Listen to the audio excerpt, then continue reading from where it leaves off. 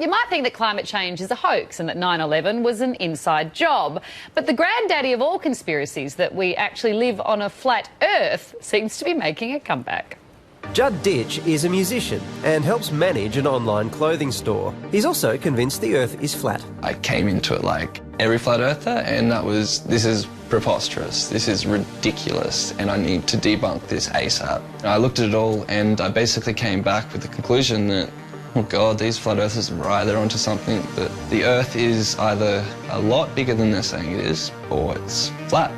But Judd is far from alone. On the surface, Brett Watkins seems a pretty unlikely candidate for a flat earther. I do work for a major telecommunications company. I have been in that industry for 10 years now, and we do have to use satellite for transmission of data. I'm not saying that satellites don't exist. I think they do exist, but I don't think they exist how we're told. You know, I found myself sort of weird position on YouTube one night, watch video after video. I was out to debunk the theory like anyone else. I wanted to challenge it because it just didn't seem right. But the more I actually looked into it, things started stacking up, and that's how I formed the view that the Earth is flat. Both Judd and Brent have assembled a vast array of information to support their flat view of the world. The key turning point was the sun rising over the horizon. Instead of going up and above you like it does on the globe model, it actually rises towards and above you across your field of view due to perspective. And for Judd, a large body of flat water like this provides one of the ultimate proofs. That water's not curving. It's impossible for water to curve when it's laying flat. Every time I'm up in a plane now, which is quite regularly, you know, I'm looking for that curvature. That's just not there at 36,000 feet. Flat earthers believe the continents float on a sea, with the North Pole at the centre, Antarctica actually a giant ice wall around the outside keeping the water in, and the sun and moon directly overhead. You do actually have a summer at the North Pole. You've got flora, fauna thriving some months of the year. You don't have that in Antarctica. That's because this model is actually real. And for this to work, you have to buy into some fairly large conspiracy theories. The first obvious problem is that Antarctica is not what you thought. No one's allowed to go there. It's military, peaceful operations only. And anyone that wants to explore Antarctica, they get taken to a small little tourist section, shown some penguins, yeah, and then off they go. But perhaps the biggest issue is photos like this from the Apollo 17 mission in 1972. For flat earthers, this is easily explained. Flat earthers believe that all photography from space has an element of CGI to it, and I'm very much supportive of that as well. My question is, why don't we ever see a consistent photo of Earth? It's all imagery, there's all Photoshopped. And stunning video like this from the International Space Station falls into the same category.